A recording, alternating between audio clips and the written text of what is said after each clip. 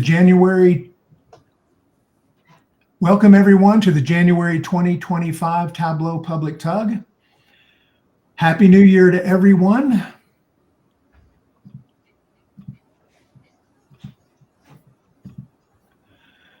We have another amazing lineup for you today.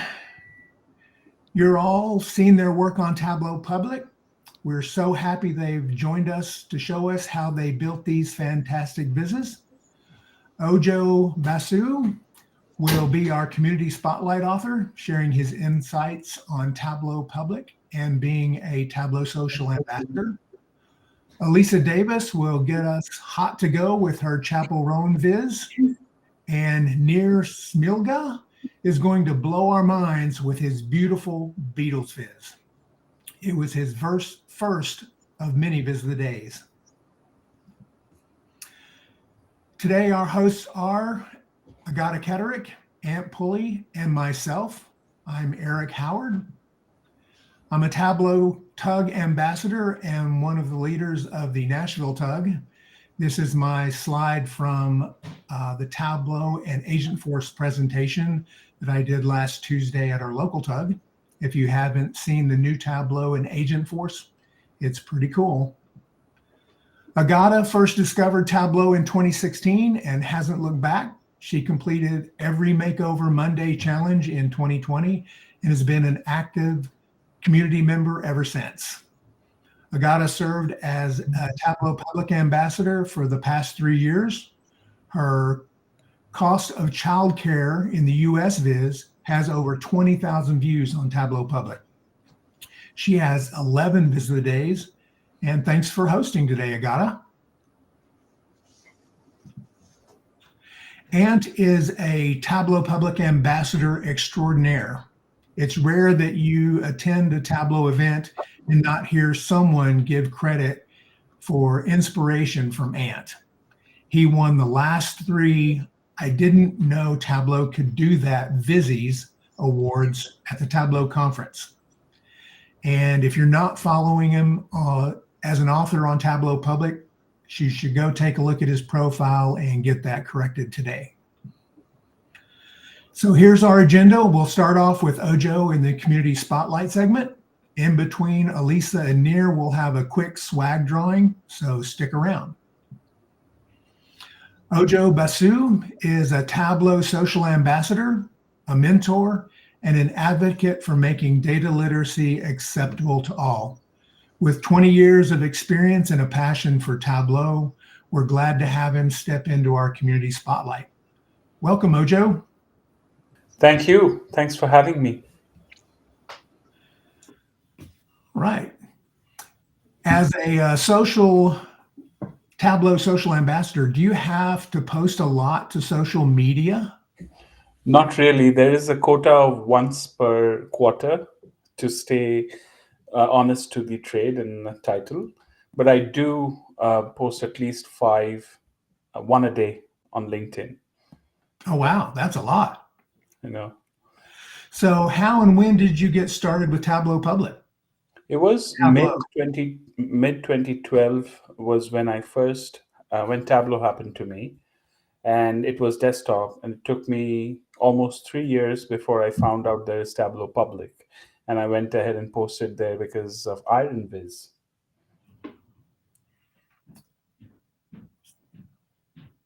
So what background led you to use Tableau? How did you At the time, I was being a BSA for Target Canada, and their development team was back in India. They weren't as fast as I would love them to be. I spoke to my manager and I said, I'm fairly technical. How about I give it a shot? Watched a lot of Andy Kriebel. I downloaded the software. I found a license from the IT department. And in 2 to 3 weeks' time, I felt comfortable enough to start creating professional dashboards. Wow, that's fast. Well, there was nothing better to do. At the time, I was a single. Well, that's a good recommendation for everybody trying to get in there. Is like put your name out there. You know, got to step up. So have you used any AI? I just spoke about Agent Force. Have you used any of the Tableau AI capabilities to create vizzes? Well, actually, I have touched it, not for work, but there is Pulse, which is now sort of AI, and then there's Einstein, which is Copilot right now. I've used it for my own playing around purposes, creating a little YouTube video and put it out in the community, but not for work as yet, because most of my clients are on not on the cloud.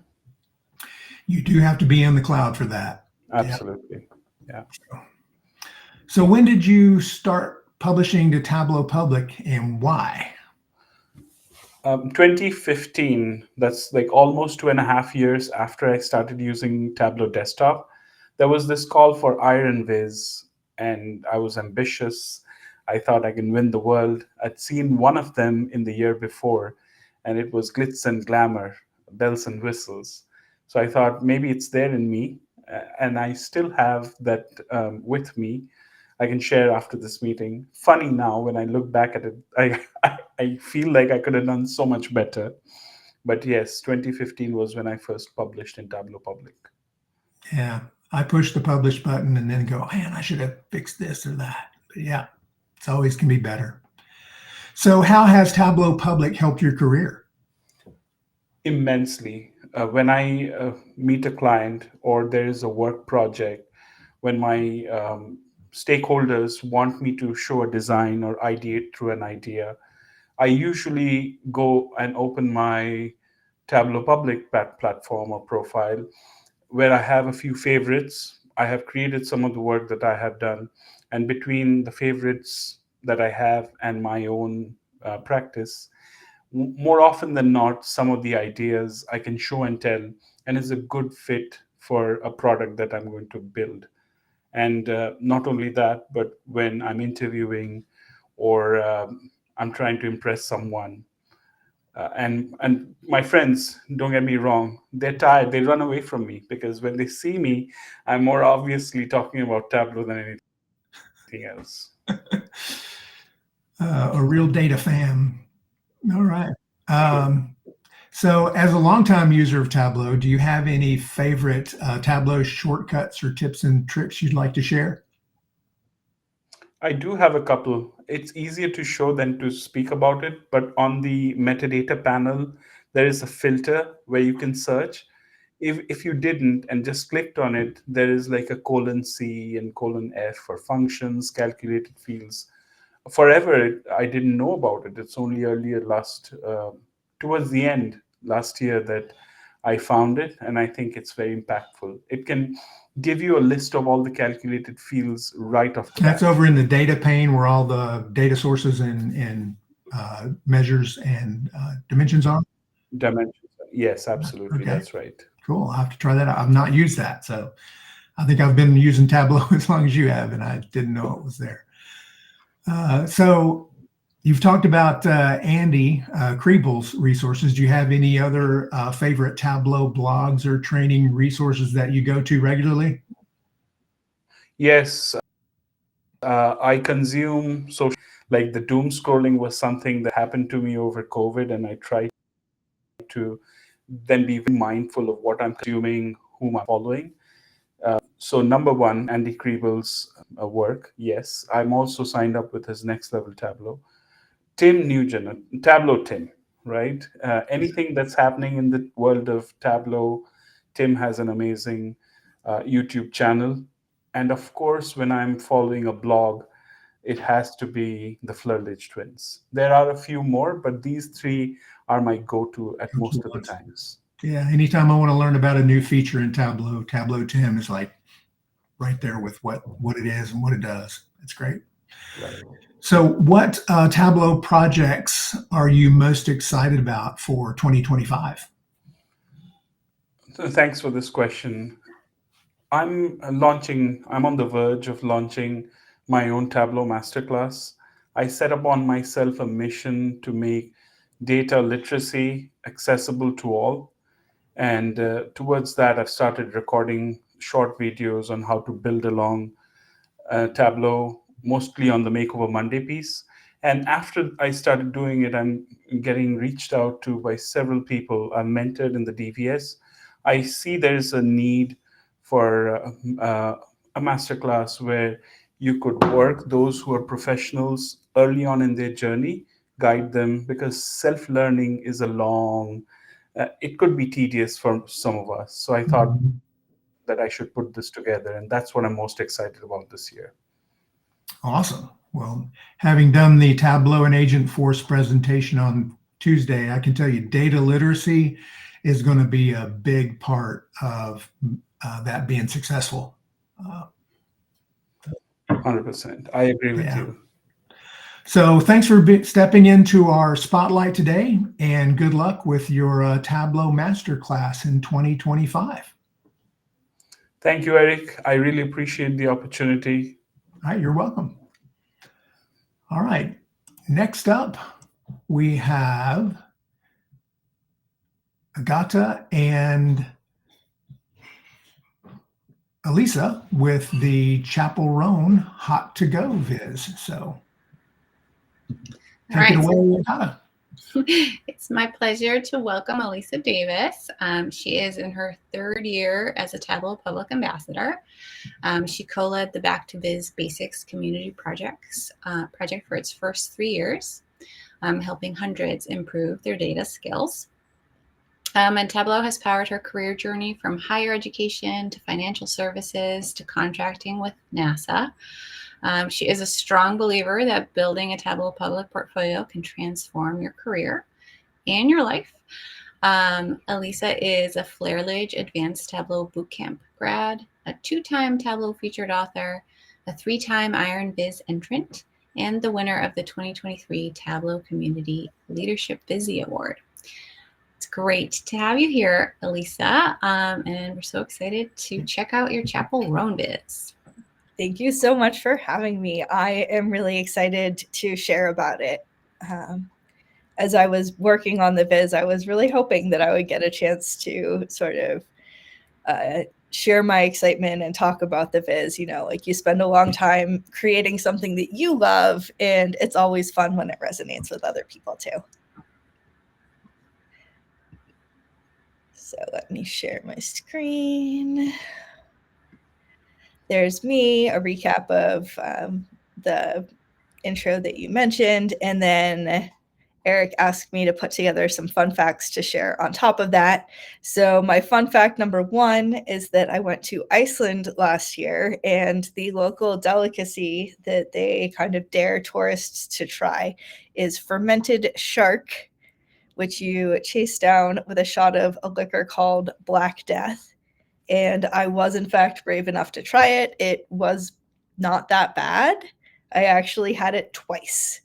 I did it on a food tour. And then with the group that I was with, we did a homestay where our host told us about the benefit of fermented shark and how it had really kind of helped turn around her life.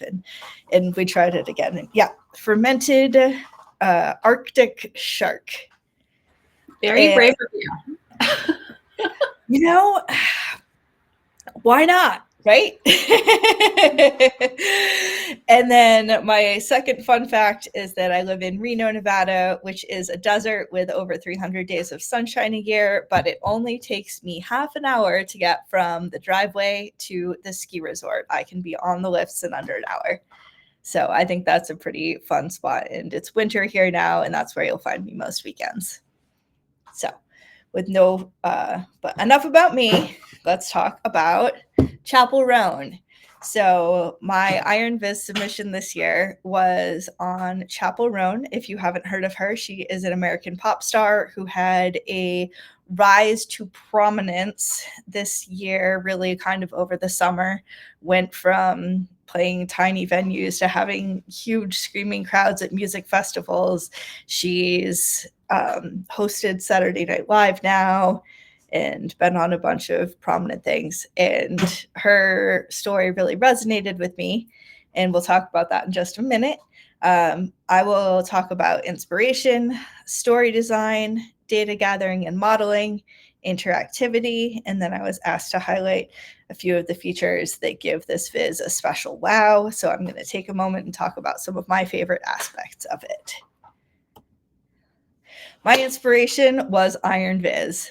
I feel like every year that's the gauntlet that's thrown down for those of us who are already in the Tableau Public community is, are you going to do it? You know, it's a month.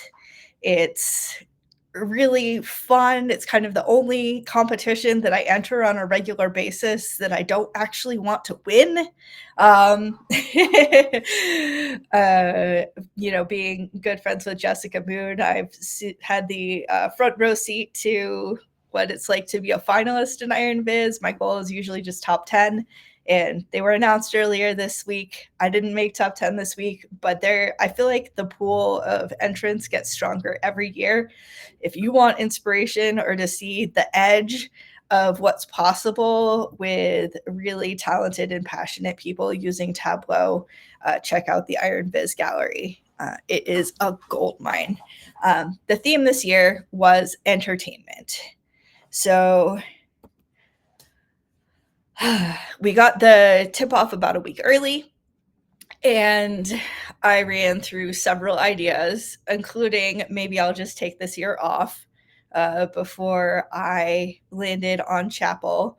I had this idea of like, oh, I'm going to look at IMDb, TV and movies and see if I can analytically identify cult classics by looking at people who have unusual concentration of people who are about to be stars or would later go on to be headlining their. It was a great idea, and I just wasn't that into it once I got going. And like you can see that quote there, building an Iron Viz entry takes a lot of time. You don't want to burn out one weekend and find it a real struggle to keep going. So as soon as that idea started to lose its sparkle, I was like, yeah, okay, maybe I won't do Iron Viz this year. Then I was like, maybe I'll use the idea that I didn't use last year, because I actually did take a pass last year. And then I was like, no, what does entertainment really mean? Like, I am very entertained by my personal hobby, which is sewing. And in the background there, you can see I've got tons of fabric, and it's really fun to come up with an idea and then create it in real life. It stresses a lot of the same itches as data viz, but kind of with more of a creativity spin. And then I was like, I don't think that's really the spirit of entertainment, right? Like entertaining to me, but when you think of entertainment as a theme, you're thinking about entertaining a crowd. And then I was like, you know what? I have had this song stuck in my head for a month.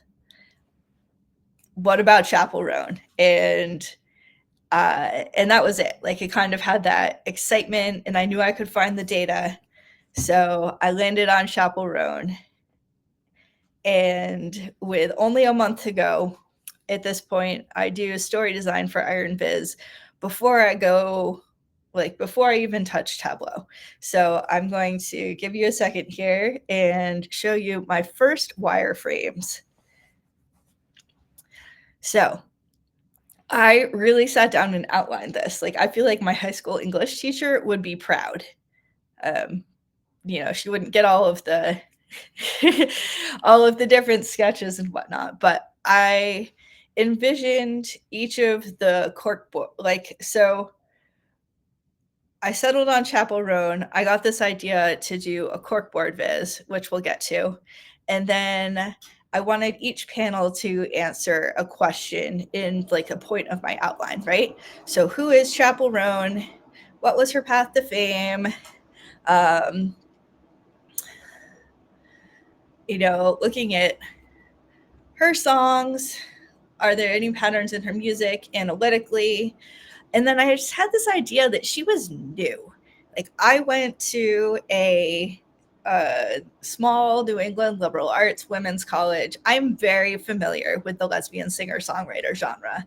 I listened to a lot of it in college, and there was just something about Chappell that felt new. So I wanted to sit down and look at her music and be like, okay, she's got a lot of the same themes as the artists that I listened to in college, but something feels different.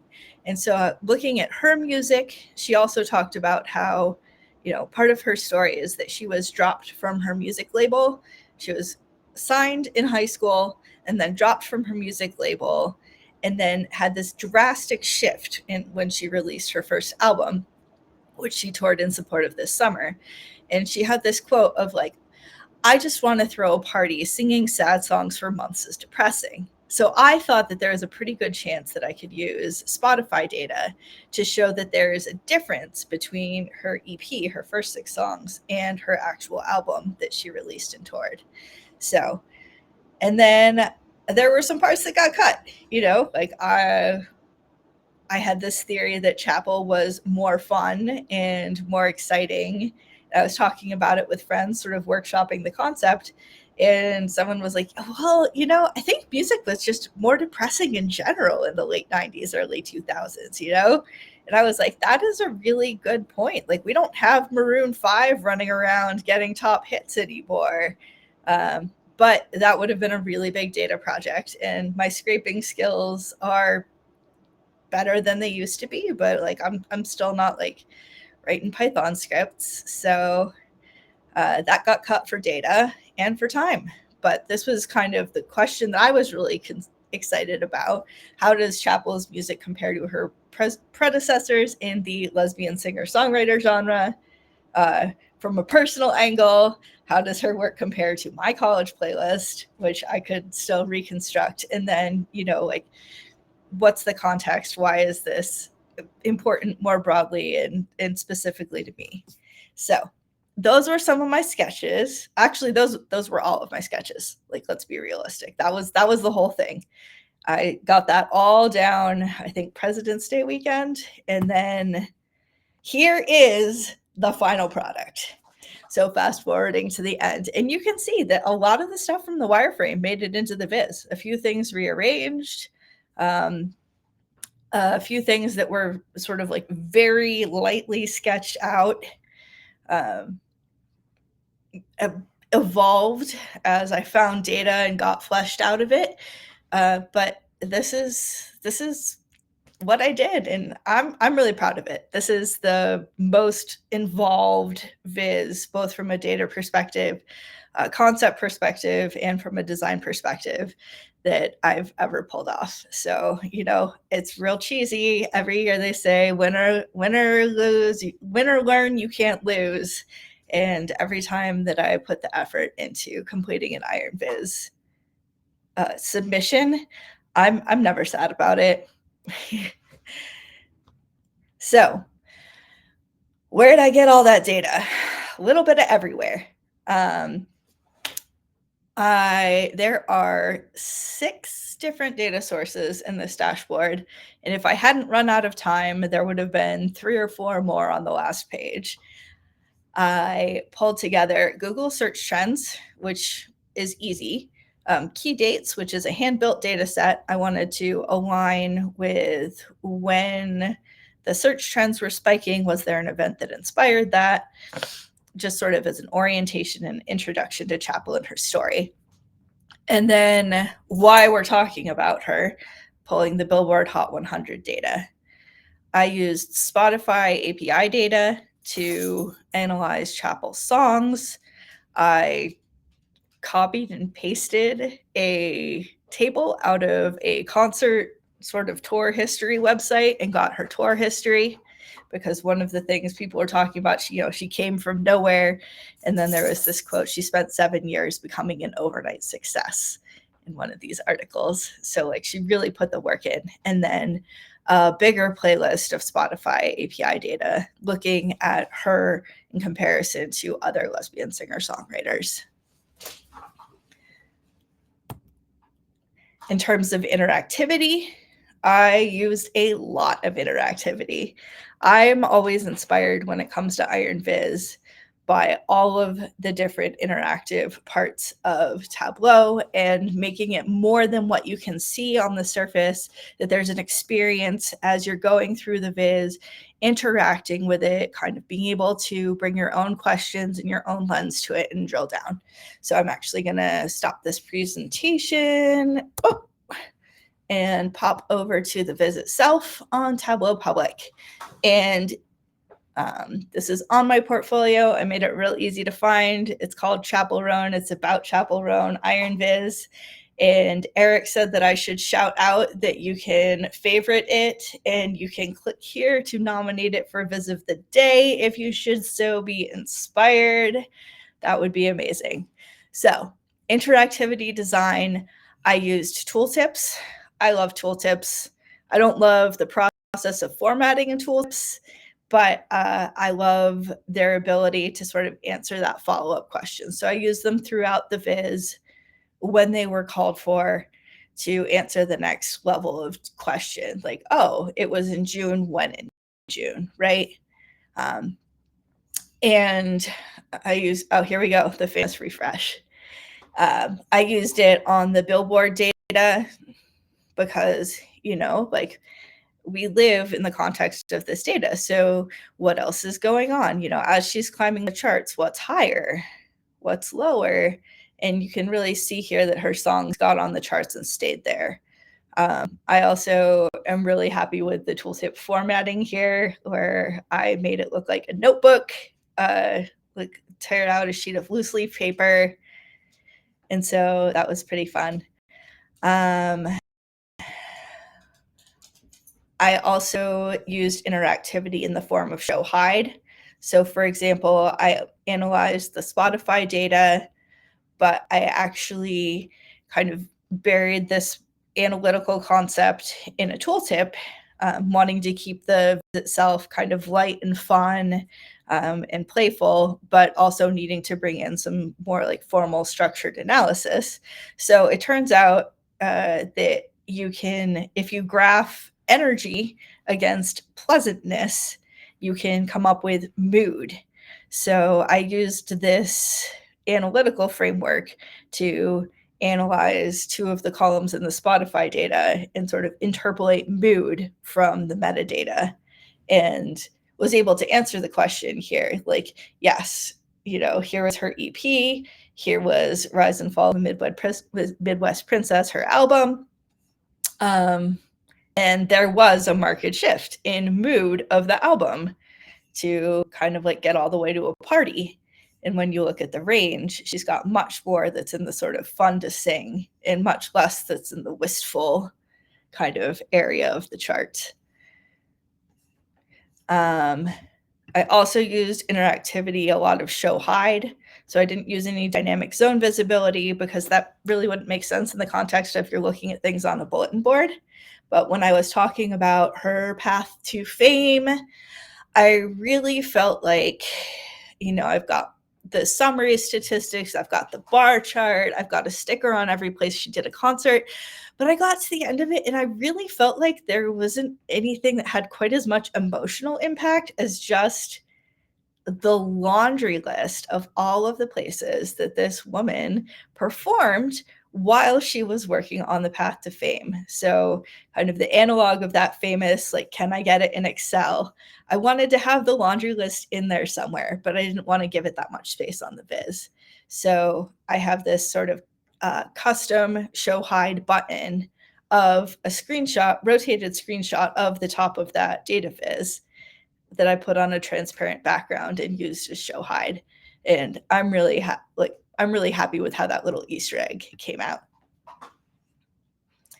I also used parameter actions over here to have, this is the section of comparing Chappell's music to other lesbian singer-songwriters. I've got a little bit about how I compiled the list and the data. I'm using show hide again. How did you get that? But this whole piece here could be its own dashboard, and you can switch it up between genre and see which genres tend to have which moods, which artists. on the sample playlist tend to be more calm, peaceful, kind of moody and depressed, which definitely I remember listening to a little bit of Katie Lang when I was in college and being like, man, this is just kind of a downer.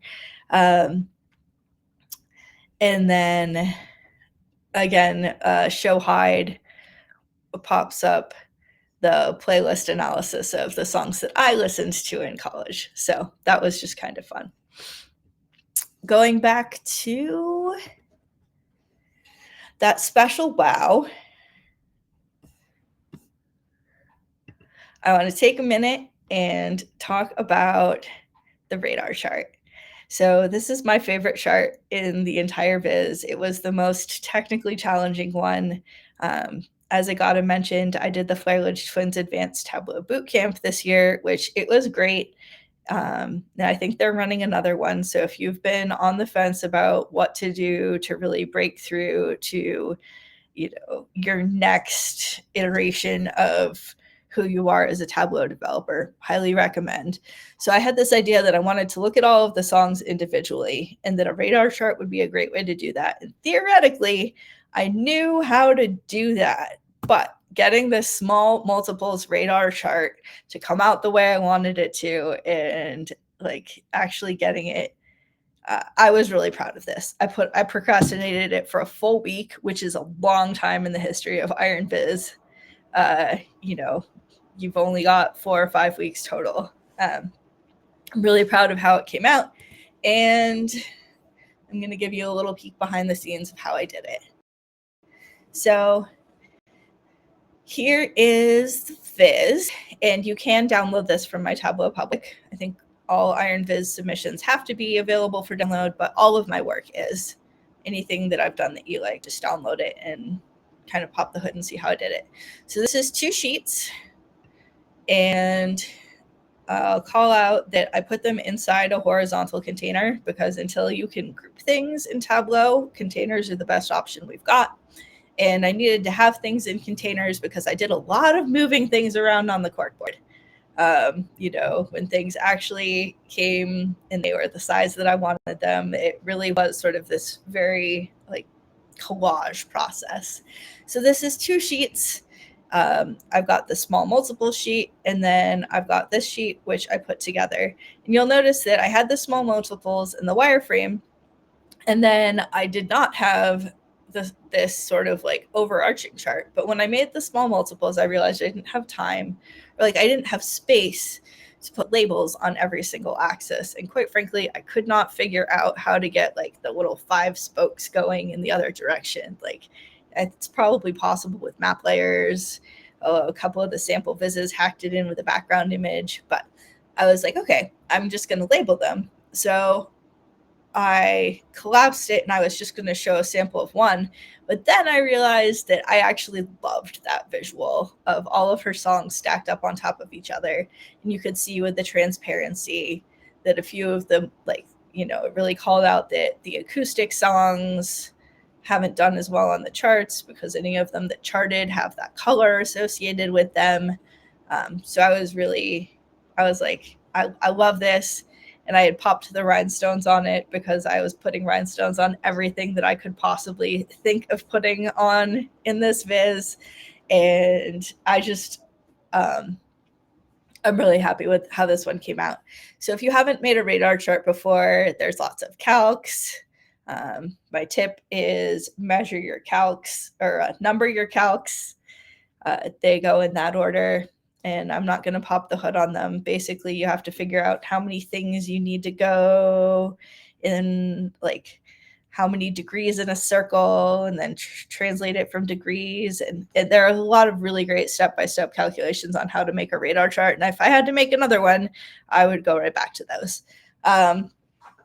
But I'll call out here that I've added the second x-axis. And so with this layer here, it's the polygon that's drawing the shape, and the transparency is on that one. How did I set the transparency? I played around with it till it looked right. And then I've got custom shapes on a second axis here. And I made my set of custom shapes, and now I have this, you know, I could put rhinestones on anything. And I kind of want to, you know, like I really think it's fun having this bedazzled radar chart. And then I also needed to make it small multiples. So I've got another set of calcs here, just splitting it up into column and row based on, you just need any order. So I think I used the playlist order of the order that the songs were on her album to kind of divide it up manually. So that is my bedazzled radar chart. And yeah, I'll flip back and forth again. It looked like that. I happened to guess right that I was going to use 5 things for most of these. Either that or I just wanted to draw a star. And there it came under the hood. And then design elements. So the most fun part of this viz for me was that as I got into this idea of Chappell Roan and was reading all of the interviews and all of that kind of thing, I believe it was her Rolling Stone interview where she talked about how the author of the interview was interviewing her at her home in LA.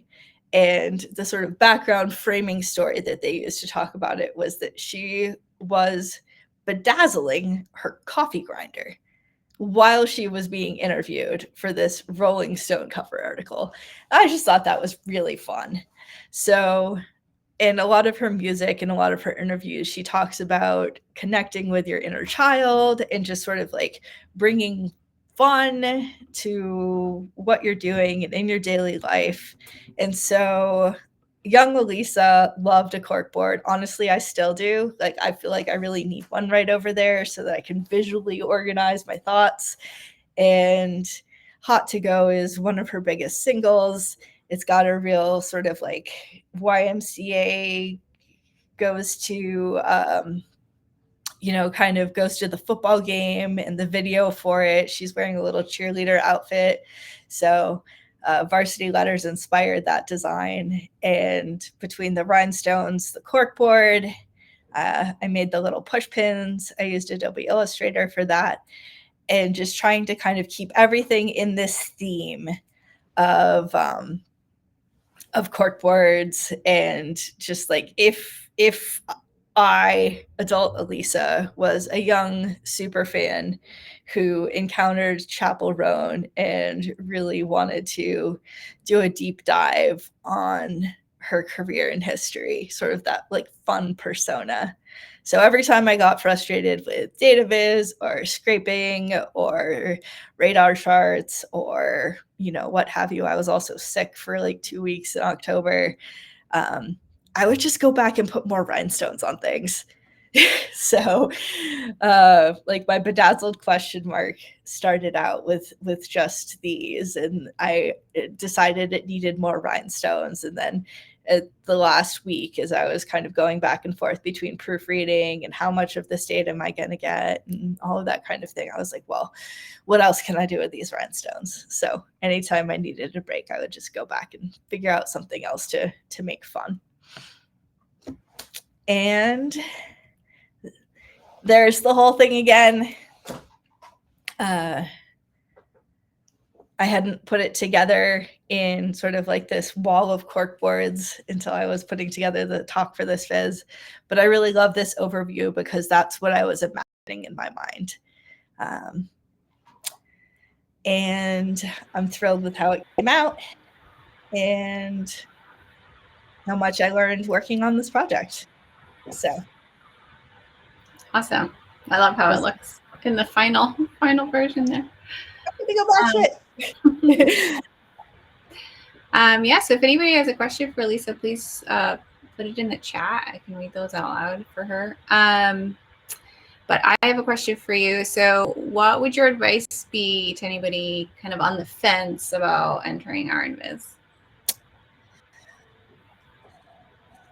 On the fence, I would say figure out your why. I got an extra nudge this year because just as I had decided not to put the effort into entering, there was news that came down the pipe about like contract transition and uncertainty and this, that, and the other thing. And I was like, okay, well, if there's going to be contract uncertainty, then I'm definitely entering Iron Viz, because it's a great way to, every time that I've entered, I feel like you put together a capsule of where you are as a designer and a developer. So looking back at past entries, like of my very first Iron Viz entry, I'm still really proud of it, but I look at it and I'm like, oh yeah, I was a beginning developer. Like I knew how to make my bar charts, I split my bar chart into a couple columns and that felt really exciting. I got some filters, I got some set actions, like way to go 5 years ago, Elisa. And in this one, I've got radar charts and the bump chart and just sort of like a lot more technical sophistication going on. And Iron Viz, you have the deadline, you have the community, and then it's really fun to feel like you've got skin in the game when you're watching Iron Viz, when you're looking through the gallery. It's just sort of like extra motivation to be inspired by all of the other work that people have done. So, figure out what you want out of it. Figure out if you're trying to win or place, which is a certain level of effort, or if you just want to use the deadline and the motivation and the extra support and sort of like the spirit of the community to finish a personal project that pushes you. Yeah, I think that's great. You always learn something. Right? So Ant is wondering, how long do you know? Did you keep track of like how long it took you to put this all together? No, is the short answer. Kind of is the longer answer. So I spent about a week bouncing around different ideas.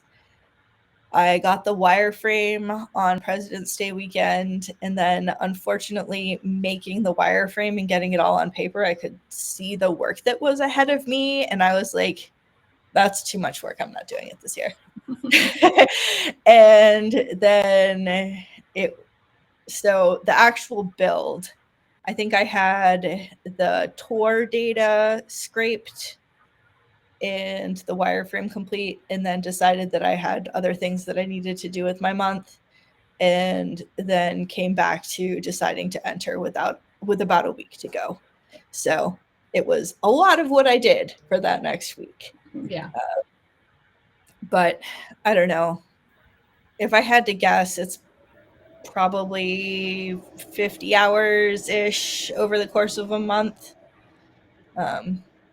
And if I had it to do again, I would decide ahead of time that I was definitely entering Iron Viz, because there's a lot of elements that I look at this and I'm like, I would have refined this with feedback.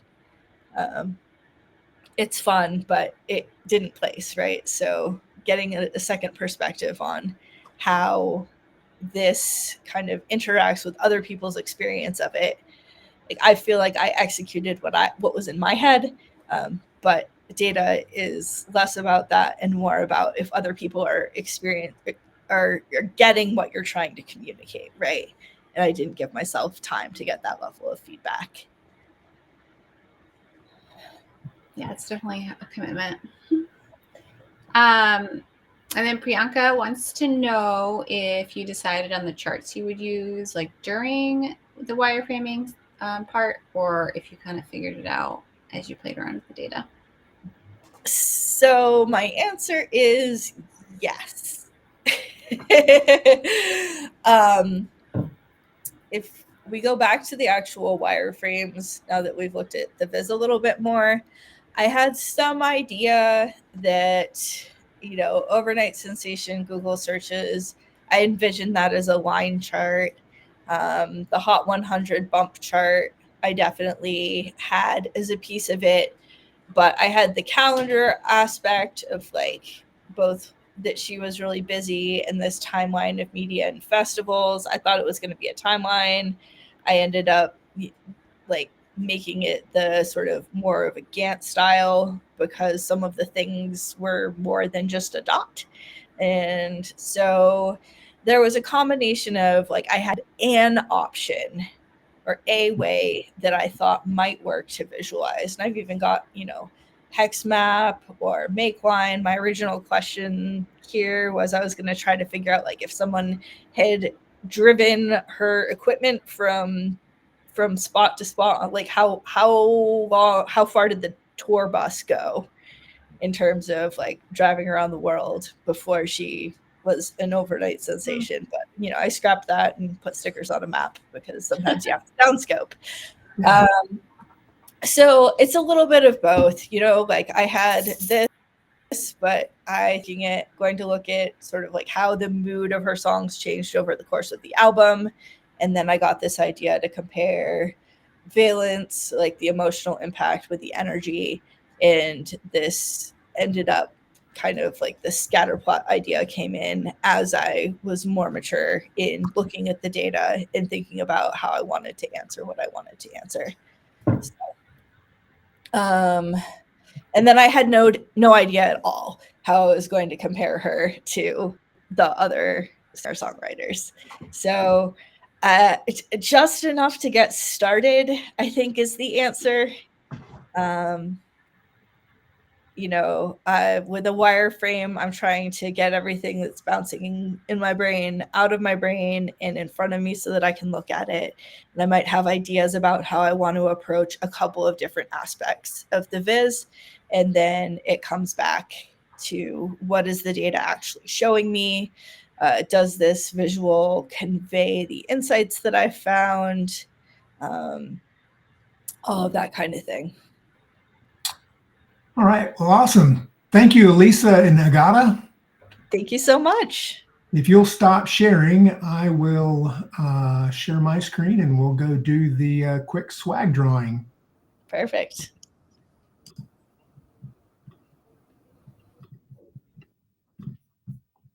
Awesome. All right. So again, thank you, Elisa. That was amazing. So for the Tableau swag, we're going to do a quick wheel of names. I've already loaded everybody's name into the wheel. We have a $50 gift card to give away. And if you will email me, the winner will email me, I will hook you up with that gift card. So here we go. Quick drawing. Winner, winner, chicken dinner. It's going to be Wendy Ware. Yay. Sorry, Tawana, I thought you might do it. But all right, great. So again, I'll email Wendy or text her here in a bit. And yeah, Tawana was so close. I always hate that for you. And next up, we have Nir and Ant with the Beatles songwriters viz. So take it away, Nir and Ant. Cool. Thank you. Well, thank you very much, Elisa. That was really, really fun to walk through what you did there. I'm going to introduce Nir. Very excited to introduce him. So Nir's a senior data viz engineer and an analytics COE lead. He's also a Tableau Public Ambassador, and as of last week, had an incredible 9 viz of the days. If you haven't checked out his last one, that's a really good one. I shared it at work because it's an OKR sort of overview dashboard, which is really cool. He's got a really strong profile. Have a look on Tableau Public, a real good mix of business dashboards, technical stuff, and some really good looking things, which you're going to see today. I've got quite a few particular favorites on his portfolio because he does a lot of music vizzes, and there's some like piano chord charts and some guitar chord ones, which I've really enjoyed seeing in the past. So it really, really fun and sort of informative vizzes. And I was lucky enough to meet him just a couple of months ago at DataFam Europe. So that was excellent as well. So really looking forward to this as he's going to talk us through his Beatles viz. And if anyone's got any questions, please drop it in the chat and I'll try and interject them the right points. So over to you, Nir. Thank you, Ant. Let me share my screen quickly. Can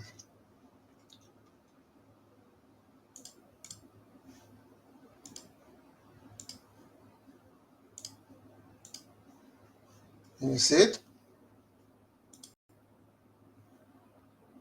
Yes. Great. So, hi everyone. Thank you for joining today. I'm going to be talking about my first viz of the day, more than 4 years ago, I think, which was about the Beatles, songwriters per album. I will not elaborate much about myself because Ant made a tremendous job doing that. I would just say that I like visiting also for my professional career, as of my professional career, and for a hobby, as a hobby, sorry.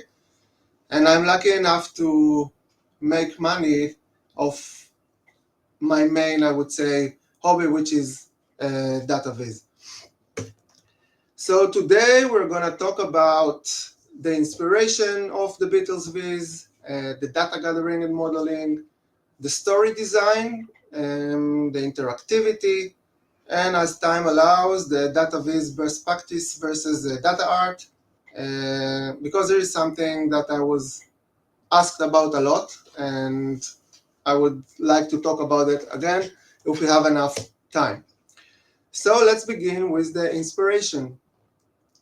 And in order to do that, we'll have to go back in time because the story begins relatively long time ago. So 10 years ago, I was a financial analyst at HP, engaging mostly with Excel, which was my primary tool to creating reports and visualizations. Well, visualizations as much as Excel can deliver, but yes, some kind of business visualization. And when I was introduced with Tableau, I was very fond of the new capabilities. And then our manager sent us this viz of the day by Adam McCam, the Beatles, which made me like this. I could not believe that Tableau could actually do these things, that you can actually get to that kind of visualization, this level in Tableau. And that's the point I set a goal for myself that one day I'm going to have my own viz of the day. And in order to do that, I started to explore the tremendous assets that the data farm has to offer, whether it be blogs or tutorials or vizes, and even one-on-ones. I think data farm is most definitely one of the basic cornerstones or pillars that makes Tableau the great product it is. And I was lucky enough to meet very talented people and get their thoughts about my job and insights, and also learned a lot from them. And what you can see here is like the notes, the Google Notes that I gathered together for each one of the blogs. And after I gathered enough confidence, I was courage enough to publish my first public visit. It was 6 years ago, again about music, this time about the Eurovision. And then 1.5 years later, 17 more visits later on public, it happened. I got my first viz of the day. It was the first one in my country. It was the very substantial milestone for me. There was a big fuss about it. I remember that Kevin Flerage, which was and still one of my primary inspirational sources, he approached me and he said, and I quote, "This is freaking cool." And I was like on the rooftop from that. And a day later, it actually became viz of the day. It was a real moment of excitement for me. What happened? All right. Since then, I had 8 more visits of the day. One more about music. You can see maps and business dashboards.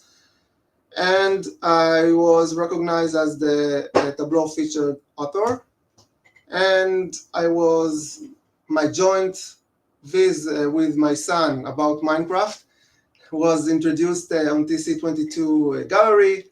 And I got 3 Tableau Public Ambassadors since then. And I'm still moving on, hoping to get more milestones in my career, which you can see is really about Tableau and data visualization. Let's go back to focus on the Beatles viz. I told you already that Adams McCann viz was the main source of the inspiration for that viz. By the way, it was a great closure that my first viz of the day was on the same topic that got me into Tableau Public, the same viz that got me into Tableau Public from the first place. And along my explorations, I encountered with this tutorial by Ludwig Schwanvir about streamgraph. I find it appealing and aesthetic, and I thought that I want to do something with the streamgraph. Now let's talk about the data gathering, data modeling, and also turning lemons into lemonade, and you will understand what I'm talking about in a second. So, preparing for this presentation, I opened my desktop. The Tableau viz wasn't there, so I went to my public portfolio, I downloaded it, and when I went to the data pane, Tableau asked me very politely, okay, where is the data for the Beatles file? And guess what? I recall that it was on a failed hard drive that I have, so I cannot access it, I cannot view the data pane, and I was like, that's what I'm going to do. So my hard drive gave me lemons, and what we're going to do with these lemons, you got that right, we're gonna make a lemonade. And what do I mean by a lemonade? When I first did the Beatles viz, it was, like I told you, a long time ago. We didn't have the features that we have today, mostly map layers. And there are a lot of compromises that I took, and I'll show you that in a second, designing the Beatles viz. And I had the same thing with the Pink Floyd viz that I made on the left-hand side. A lot of floating elements, a lot of compromises in design, a lot of things I could not do. And then along came map layers, which allowed me to do the version on the right-hand side, which is more slick, I guess, I believe, more interactive, and it looks better. And I also wrote a blog post about it. If you find it interesting, you are more than welcome to read it. I will share the slides afterwards. So going back to the Beatles, this is the remaster key points using map layers that I had in mind. First, bare minimum of floating objects. Second, minor design changes, because I really like the design. I think it was one of the things that made this viz successful, I would say, or viz of the day, because of this its design. I wanted to add more interactive features. This is one compromises that I had to take on the first place. And the big challenge for me was, let's try to put it all in a single worksheet. So as you can understand, map layers are a key point or feature making this viz. And if you want to explore that, if you hadn't had the chance to do that, these are 2 blogs I strongly recommend on. First one called Beyond Dual Access by Luke Stanke. The second one, Tableau Map Layers, published recently by some persons. And this is the remastered version. Now let me show you what I was talking about. This is the first visualization. This is like the original one, the one that I made 4.5 years ago. And this is on my desktop. You can see that we have the string graph and then the songs layer on top of it. And as you can see, it's floating. I did my best effort to align it perfectly, but I felt it's not that elegant. It's like, I would say, a compromise that I had to take. You see that here I have the background image. If I remove it, this is what I have in Tableau. If I bring it back, this is what I did in Photoshop, and I said, okay, maybe there is a way to make this whole thing using only one worksheet.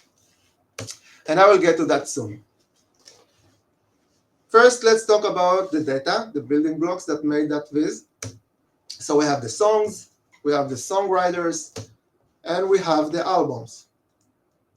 I usually don't do wireframing, but before that, let me talk about the scheme. So on the left-hand side, we have the full densified data, and I will talk about densification soon enough because it's related to the stream graph. Then the albums and the songs and the information, and then the polygon coordinates are used to draw the background for the buttons. And here are the links for the data, the songwriters per album, and the credits for each one of the songs, attributes and enrichment, lyrics, and of course Spotify. I also use the AI to reproduce the info for the songs that you will see in a second. So that was my data sources. And now let's talk about the design itself. So I don't really do wireframing. I was envy when I saw Elisa's drawings on the paper. I don't do that. It doesn't work for me. I wish I could. But I usually do it in my mind. I told you that I wanted to do the stream graph.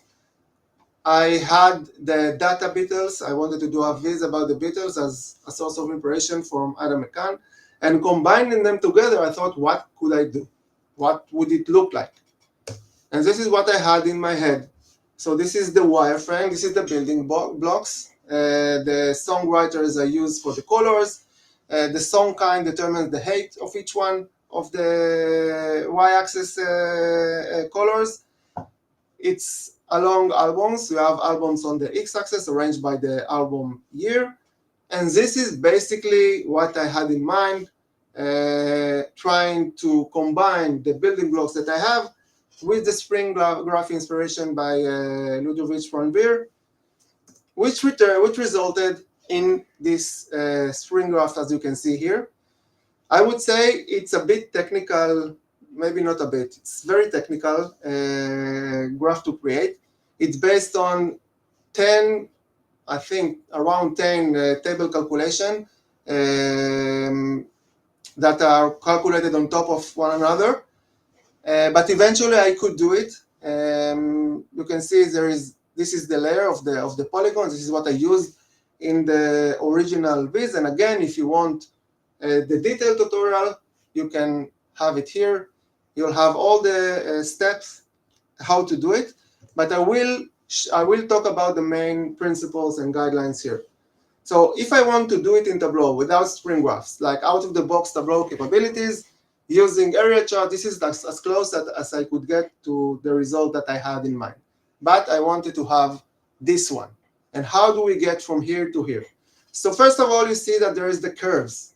Because if you have two lines, like say this line and this lines, and you want to connect them, Tableau out of the box capability simply draws a straight line.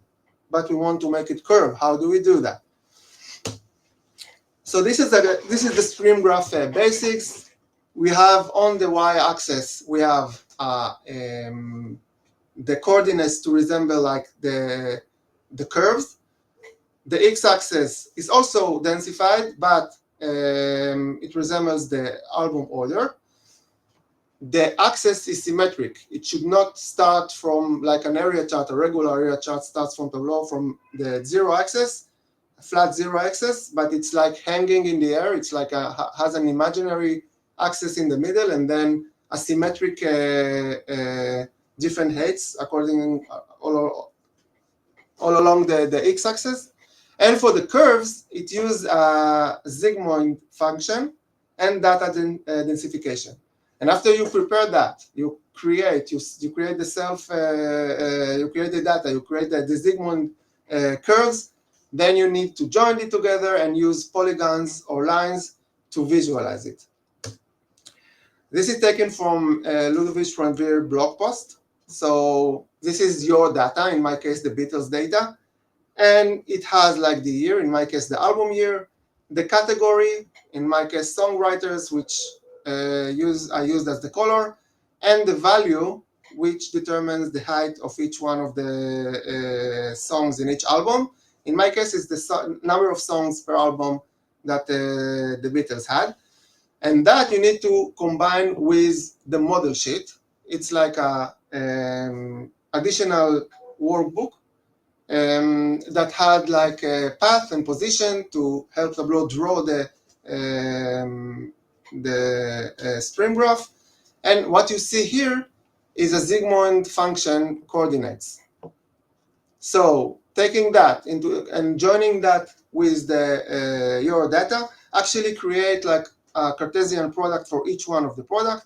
Each product is being exploded to appear 100 times, each time with this Zygmunt coordinates. And that's really the basics. I'm going to stop right here. I'm not going to bore you with more technical stuff. Again, if you want to create one, you can use the blog, or as they said it here before, we now have the extensions. It has its limitations still if you want to really customize it and do whatever you want. But if you just want to show a stream graph, you can do that more easily today than it used to be. Any question till now? Okay. None at the moment, no. All right, so now let's talk about the design. The Beatles were in the 60s. When I pictured this viz, 60s colors were what I had in mind. And I go ahead and I went ahead and looked for 60 colors in Google, and I tried to see what images I'm getting. And this is the colors that I get. You can see that also in the results we have the curves and rainbows, and this is what inspired me to create the additional rainbow that I have for each one of the songwriters. I showed you this already on the viz. This is like the background. In the first iteration of the viz, the original one, I used it as a floating image, then I floated everything on top of it. But you remember the remaster version, it has to be on one sheet, including this image. So I used it as a background image, and then I aligned the stream graph in the middle, and this is what made me succeed making it in one spreadsheet. Let me show you the second version. All right, this is the dashboard. If you go to the spreadsheet itself, you can see it's all here. And for that, as I told you, I used map layers, background images, a lot of layers, and I will talk about it in a second. And let me go now and talk about the interactivity.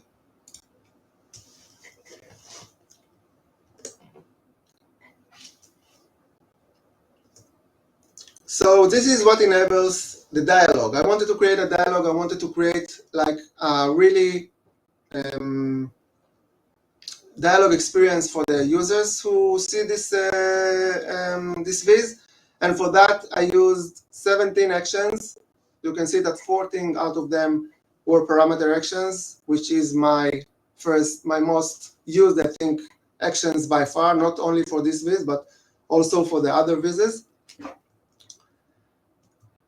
And again, layers, 30 layers in total to show every details and every button and every singer and every album and its aspect for this viz. And this is a short video of the interactivity capabilities. If time allows, we will go through the viz and I'll show it to you live. I hope it will render correct soon. So you can see the information about this viz using the button. If you want to see the album covers, you can do that as well. And not only, if you click on an album, you see its cover and an explanation on it. If you click on a songwriter, same thing, information and highlight for its portion from the viz, its contribution, sorry. And if you want, now it's the big addition, you can highlight the song by 15 different categories, Spotify and top charts. You can choose how many songs you want to highlight. If you want to see the actual statistics, you can do that as well. How many songs that you highlighted per each album, per each author, per each songwriter. If you click on a song, you can play it. The first one was only possible for the 15 top-rated songs. This viz allows it for all the songs. These are the credits that I was talking about. Yeah, and this, I think, summarizes the interactivity around this viz.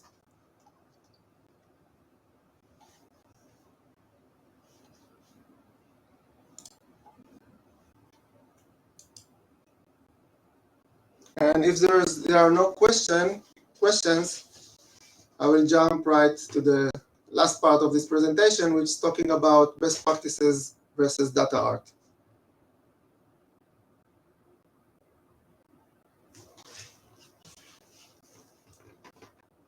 So I guess there are no questions. Sorry, yeah, lots of comments just saying, oh my goodness, how have you done it, kind of thing. But no specific questions at the moment. I had one for you though. Having done the viz now using sort of full map players and obviously having all that customizing ability, etc. Would you choose to do that in the future? Because obviously there's a lot more work to build all those buttons, etc. from scratch. Or would Most you definitely do a hybrid sort of approach? Yeah, no doubt. For me, like, there are a lot of additions throughout the latest years to Tableau. For me, I think the most important one was map layers. The ability to go beyond dual access and to draw whatever you want with no limitations of layers. You can do you can place things, you can show them, you can hide them, you can use the interactivity for actions. The possibilities are practically endless. So yes, I do that also, by the way, in my day job and in my business dashboard. I create I wouldn't say inspiration, but useful feature-wise dashboards that I could not do without map layers. The OKRs dashboard that was recently posted, this came out from what I'm doing currently for my business. I'm designing new OKRs dashboard for this year, and instead of having, I would say, tens and not 100 sheets for each one of the KRs and the OKRs and putting them all together, I was able to do that on one single spreadsheet for the KRs, one sheet for the objectives. And if someone adds more KRs or more objectives, it adds in dynamically. I don't have to do anything. So the maintenance is really automatic. I don't have to re-add everything. Yes, the answer is strong yes. I'll continue to do that because eventually it saves time and it enhances the flexibility and what you can do with Tableau. Thank you. There is another question from Eric. He's asked, how do you get it to play the songs? All right. So this is a new URL action, basically. This is the remaster one.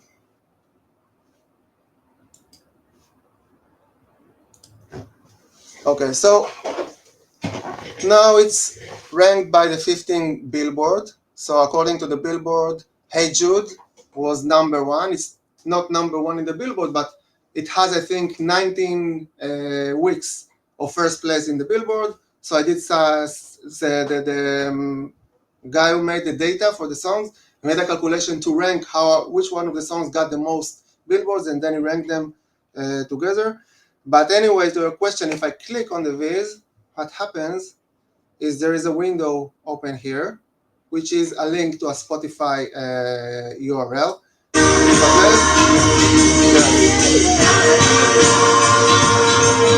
Yeah, so you get the idea. And now let's go to behind the scenes, what's happening. If I go to the actions,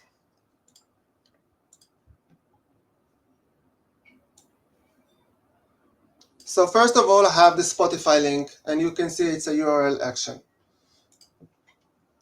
If I go ahead and open it, so what triggers it is URL parameter, which is a parameter that every time I click on a song, it has the song name, and it passes, or the URL, and it passes through a parameter actions the value to the parameter itself. And this is what changes this URL each time. In this case, we clicked on Hey Jude, and this is the URL for its URL for it in Spotify. So when I click on the song, two things happens. First, the parameter gets the value for the song, and the URL action uses this value to play the songs and show it here on this box.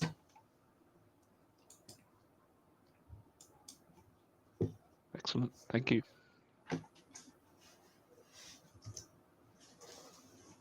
All right.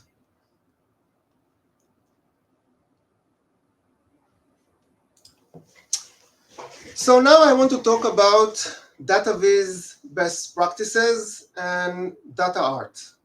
And before I do that, let me ask you, what is your definition to DataViz best practice? I heard a lot of definitions, but my go-to one, and the one that I keep telling to anyone that I talk about data visualization about, is eventually we're preparing reports. We're taking complex data and we want to visualize it. And what we want to achieve in the end is to get the users get maximum insight with minimum time and effort. So we have we have the songwriters. We want to see the who is the first one. Maybe the viz that I did currently is not the best way to show it. It's not the fastest way to tell the users which songwriters wrote the most songs along the albums. And the answer to that question is this maximum insight at minimum time? Will be probably not. And if I try to think how would I visualize this data to follow DataViz best practice, one option is the notorious stacked bar chart, as you can see here, which is nice. I can see easily which album has the most songs, which is the White Album. And I can see barely what is the contribution for each one of the songwriters. But then we have the problem of a stacked bar chart, which is that the categories are not starting from the same starting point. So comparing maybe the first category would be easy because it starts from the zero line axis. But then we'll have hard time to compare the on top categories. So maybe I would do it like this. Maybe I would create a marginal heat map. This is the songwriters. These are the albums.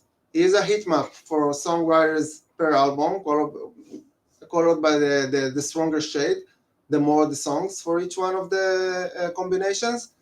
And then the totals for the songwriters. You can see that Lennon wrote most of the songs, then McCartney, and then others, and then Lennon and McCartney, and so forth. If the point was to compare each one of the songwriters, so maybe I do it like this. Maybe I would use line chart, and then we started from the same line, and we can compare the songwriters easily. So depending the business questions, each one of the options would provide faster insight. But let me ask you this. If I do it like that, would it get that many views? Would it become viz of the day? Or would we be discussing it currently? And the answer to that is probably not. So there is data art and there is data viz best practices. And when we do business dashboards, I would say we won't use data art because there is the place where maximum insight at minimum time is really matters, because we want to get the users, our users, to get fast insights and hopefully do something about it to get value to the organization. On the other end, if you want to create engagement, then it's the other way around. And this is like a really nice meme that I follow. So bar chart usually is the best chart for the data, but then users tend to like circles, and they tend to like fancy database, which probably not the best, the maximum time to insight at minimum time. And this is me struggling between both. And eventually, if I do it like that, and I do place the engagement on the y-axis and the maximum insight at minimum time, of course, this is where you want to be. In my case, I had to compromise a bit about the maximum insight to minimum time, but that gave me a lot of engagement. So if that's important, my takeaway on that is that aesthetics and appealing data stories has an important role, and that is to drive engagement. So if you can do both, if you can be rich and healthy, that's better. But if you want to drive engagement, the appearance and the design, the looks and the design, as long as you don't get too much compromises on the time to insight by your users, and this is what you want to do, and these are my 2 cents for that. With that will be my latest slide. I strongly encourage you to keep in touch. I got a lot from DataFarm. I approached users, visionaries, ambassadors with questions that I had, and they were kind enough to answer all of my questions. So feel free if you want to ask me specific questions. I try to be as much available as I can, and I want to give back to the DataFarm as much as it gave me. Thank you. Fantastic. Thank you very much. That's very well received in the chat. And I particularly like that last bit on the data engagement part. I think that's very good place to be. I had another quick question. So you've obviously reworked a couple of your vises with new functionality. Are you planning on doing any more? Which visit, sorry? Have you got any that you'd want to rejig with new functionality? Are there any you're looking at now thinking, I wish I could do that in the same way you've done this one? Or have you only done this one because you lost your data? Actually, I'm looking because the inspiration that I have currently is lacking. I'm not have like many ideas. Actually, I want to viz, but I find it hard to get topics. As you can tell, I like music very much, but I feel like I'm running out of new options to show like discography of, I don't know, an additional singer or whatever. But it will come, and I will, once it comes, I will do that. In the meantime, I do visits on business like I did, or other things that keeps me occupied, sadly politics and things like that in Israel lately. But yeah, I really hope to get doing more fun visits such as on topics such as music. They'll strike you in the middle of the night, and then you'll have to get up and. Yeah. That's fantastic. Midnight Thank you. inspiration. Yeah. Well, thank you, Nir. That was awesome. You did not disappoint. Let me share and we'll wrap this up. Next month, we're excited to have 3 amazing Visit the Day authors join us for our February TUG. Prashan Prem is a Tableau visionary and will present his Visit the Day, The Color of Sleep. Ray Givler, a Tableau Social Ambassador, will show his first Visit the Day, 10 ways to make a quadruple axis chart.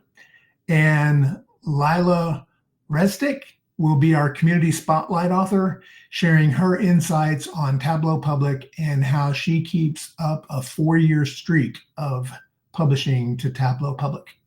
So I posted the link in the chat, so please go out and sign up to join us next month. I keep getting asked this question, how do I get a visit of the day? Let me start by saying I have nothing to do with it, so don't send me any money.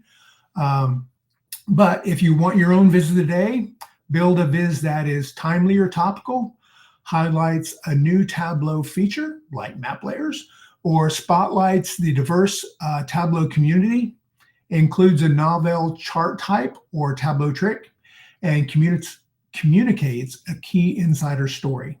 And most importantly of all, make it visually stunning like we've seen today. Create a viz like that and publish it to Tableau Public. And when you win a visit of the day, we'll hope to have you on a future version of the Tableau Public TUG. Thanks for joining us today, and we hope to see everyone next month. If you enjoyed this, please tell your data friends so they can join us too. All right.